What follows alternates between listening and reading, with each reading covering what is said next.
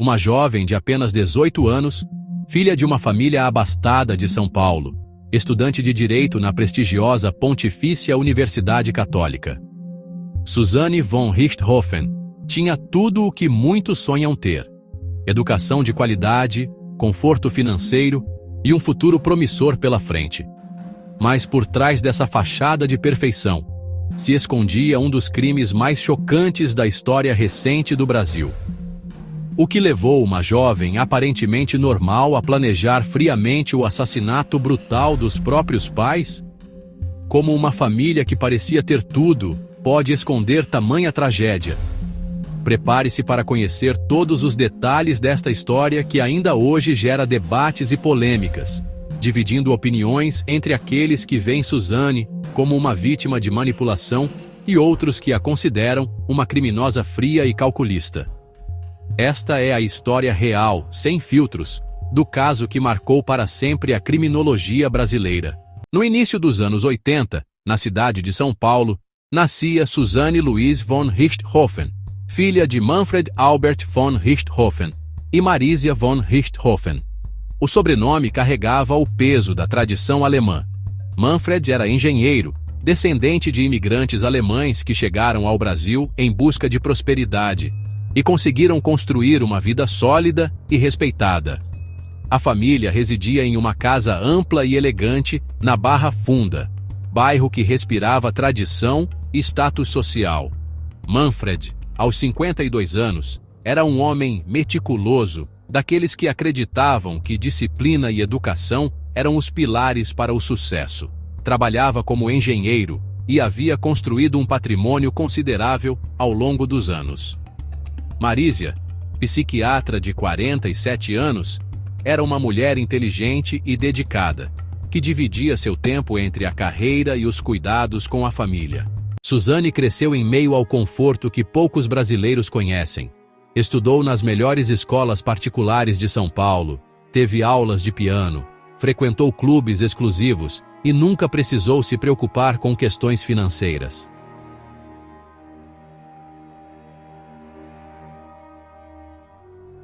Era uma jovem bonita, inteligente, com boas notas e aparentemente sem maiores problemas. Os pais tinham planos ambiciosos para a filha. Queriam vê-la formada em uma profissão de prestígio, casada com alguém de boa família, perpetuando assim o padrão de vida que haviam conquistado. Para eles, Susanne representava a continuação de um legado familiar construído com muito esforço e dedicação.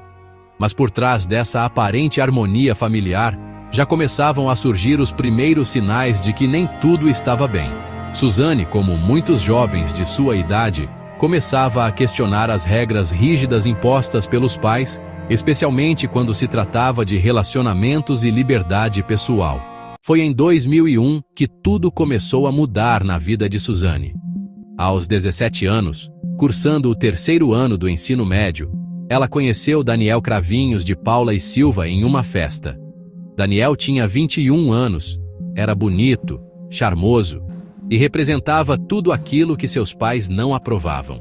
Filho de uma família de classe média baixa, Daniel morava com os pais e os irmãos em uma casa simples no bairro do Jabaquara, zona sul de São Paulo. Trabalhava como office boy em um escritório e estudava à noite, tentando construir um futuro melhor. Para Susanne, acostumada com o ambiente protegido da elite paulistana, Daniel representava uma aventura, algo novo e excitante. O que começou como um namoro adolescente, logo se transformou em uma paixão avassaladora.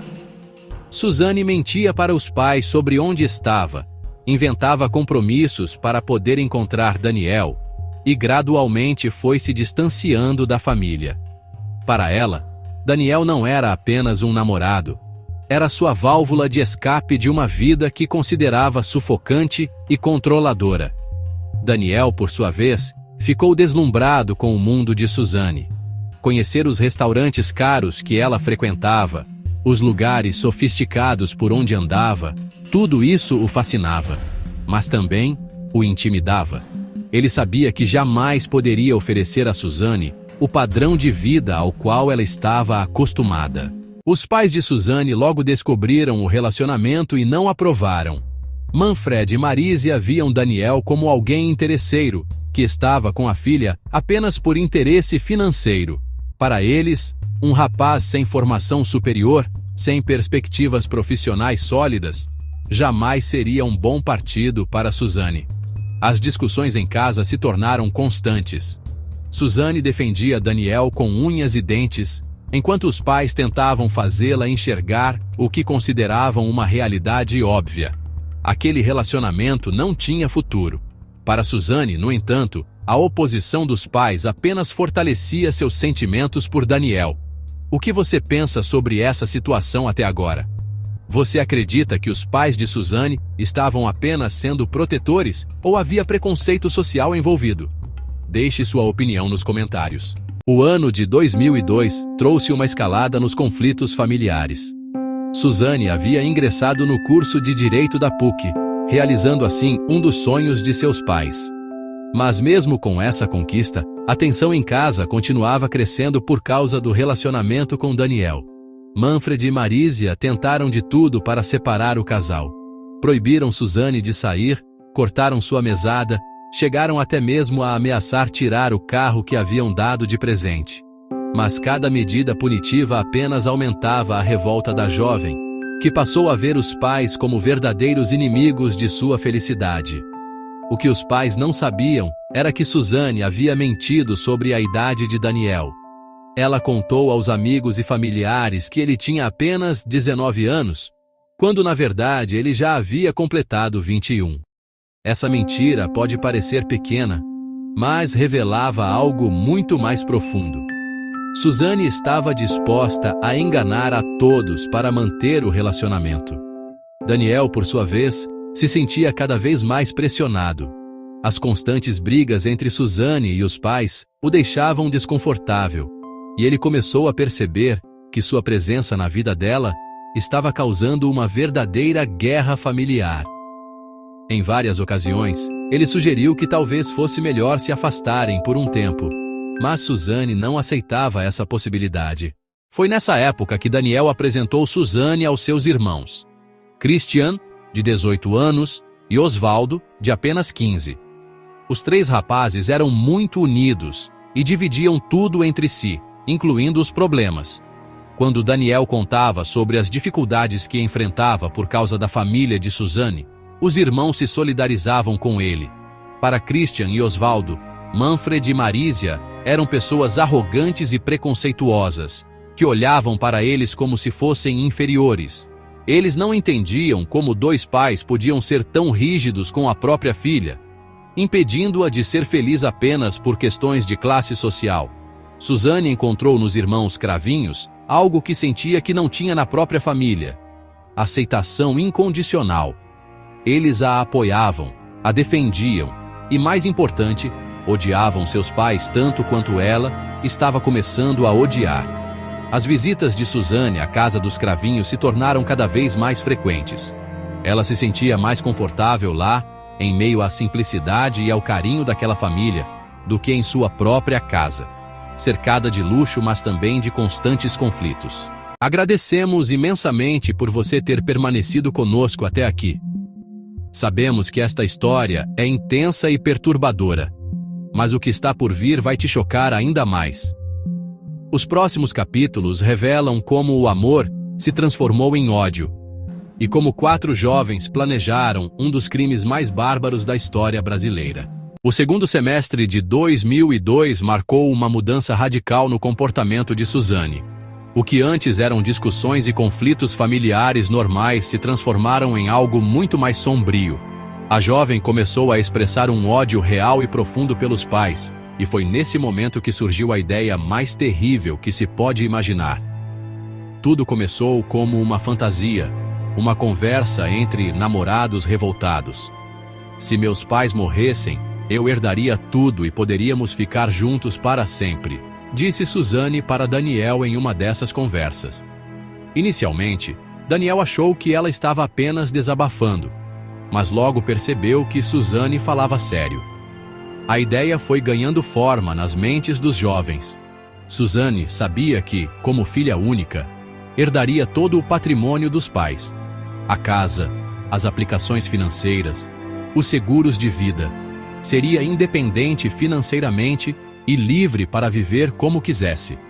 Daniel, influenciado pela paixão por Suzane e talvez também pela perspectiva de uma vida financeiramente confortável, começou a considerar a possibilidade. Os irmãos de Daniel, Christian e Osvaldo, foram gradualmente incluídos no plano. O que começou como conversas se transformou em um planejamento detalhado e frio. Eles estudaram a rotina de Manfred e Marísia, os horários em que chegavam e saíam de casa, os hábitos do casal. Suzane fornecia todas as informações necessárias sobre a própria família. O plano era aparentemente simples. Os irmãos Cravinhos entrariam na casa durante a madrugada, matariam os pais de Suzane, e ela fingiria ter sido rendida pelos assaltantes, criando um álibi perfeito. Para dar mais credibilidade à encenação, eles até mesmo amarrariam e machucariam levemente Suzane, para que ela parecesse uma vítima sobrevivente. Houve pelo menos 2 tentativas anteriores que não deram certo. Na primeira, os rapazes chegaram até a casa, mas desistiram no último momento. Na segunda, Suzane não conseguiu deixar a porta dos fundos aberta como haviam combinado. Mas a terceira tentativa seria diferente.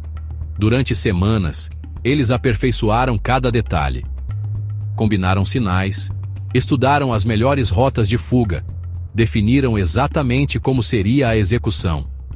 Daniel chegou até mesmo a comprar uma barra de ferro que seria usada como arma. O que mais impressiona é a frieza com que 4 pessoas jovens planejaram algo tão horrível. Suzane não demonstrava qualquer arrependimento ou hesitação. Pelo contrário, parecia cada vez mais determinada. Para ela, os pais haviam se tornado obstáculos que precisavam ser removidos de sua vida. O amor filial havia sido completamente substituído por um ódio que ela alimentava dia após dia. A data escolhida foi a madrugada de 31 de outubro de 2002, véspera do feriado de Finados. Uma ironia macabra que não passou despercebida pelos investigadores. Era uma quinta-feira, e Suzane sabia que seus pais estariam em casa dormindo, seguindo a rotina que ela conhecia tão bem. Por volta das 3 horas da manhã, Daniel e Christian entraram na casa dos von Richthofen pela porta dos fundos, que Suzane havia deixado aberta conforme combinado. Osvaldo ficou do lado de fora, servindo como vigia. O que aconteceu a partir desse momento foi de uma brutalidade que chocou até mesmo investigadores experientes. Manfred foi atingido com golpes de barra de ferro enquanto dormia. Ele acordou, tentou reagir, mas não teve chance contra 2 homens jovens e determinados. Marísia também foi brutalmente atacada. Os laudos posteriores revelaram que o casal sofreu ferimentos terríveis. Foram mais de 40 golpes ao todo, desferidos com uma violência que indicava ódio profundo. Após os assassinatos, Suzane encenou sua própria vitimização. Ela foi amarrada pelos rapazes, recebeu alguns ferimentos leves para dar credibilidade à sua versão, e quando tudo terminou, esperou um tempo antes de pedir socorro. Sua atuação foi convincente. Chorava, gritava. Parecia realmente uma jovem que havia acabado de perder os pais de forma trágica. A polícia inicialmente acreditou na versão de Suzane. A casa havia sido revirada, alguns objetos de valor estavam faltando. Tudo indicava um latrocínio, roubo seguido de morte. Suzane repetia obsessivamente que 2 homens encapuzados haviam invadido a casa, matado seus pais e a deixado amarrada. Mas os investigadores logo começaram a perceber inconsistências na história. O primeiro ponto estranho era o fato de Suzane ter conseguido se desamarrar sozinha. Além disso, os ferimentos que ela apresentava eram muito superficiais para alguém que supostamente havia sido agredida por assaltantes violentos. A investigação comandada pelo delegado Antônio Carlos Prado revelou detalhes que não batiam com a versão inicial. As câmeras de segurança da região mostraram movimentos suspeitos. Vizinhos relataram ter ouvido discussões vindas da casa dos von Richthofen nos dias anteriores ao crime. O ponto de virada foi quando a polícia descobriu o relacionamento de Suzane com Daniel e a forte oposição dos pais a esse namoro. A partir daí, toda a investigação ganhou um novo rumo. Os investigadores passaram a suspeitar que o crime havia sido planejado de dentro para fora. Quando confrontada com as evidências, Suzane inicialmente negou qualquer envolvimento. Mas à medida que as provas se acumulavam, depoimentos de amigos sobre suas reclamações constantes dos pais, registros de ligações telefônicas suspeitas, contradições em seu próprio depoimento, ela acabou confessando sua participação no crime. Daniel e seus irmãos também foram presos e confessaram. Os detalhes revelados chocaram o país inteiro. Como uma jovem de apenas 18 anos, pôde planejar friamente a morte dos próprios pais? Como 4 pessoas conseguiram manter em segredo um plano tão terrível? O julgamento de Suzane von Richthofen se tornou um dos mais acompanhados da história judicial brasileira. As sessões eram transmitidas pela televisão, e toda a sociedade se dividiu entre aqueles que viam Suzane como uma criminosa fria e calculista, e outros que acreditavam que ela havia sido manipulada pelo namorado. Suzane foi condenada a 39 anos e 6 meses de prisão. Daniel recebeu a mesma pena, enquanto Christian foi condenado a 38 anos e 6 meses, e Osvaldo, por ser menor de idade na época do crime, cumpriu 3 anos em uma instituição para menores infratores. Hoje, mais de 20 anos depois do crime, Suzane continua cumprindo sua pena. Ela já teve direito a saídas temporárias e ao regime semiaberto, mas ainda está sob custódia do Estado. Em raras entrevistas, ela demonstra arrependimento e afirma ter encontrado na religião uma forma de lidar com o peso de seus atos. Este caso continua sendo um dos mais estudados da criminologia brasileira e levanta questões profundas sobre família, amor obsessivo, manipulação e as consequências irreversíveis de nossas escolhas. Suzane von Richthofen se tornou símbolo de como o ódio pode corromper até mesmo os laços familiares mais básicos. O que você pensa sobre as motivações de Suzane?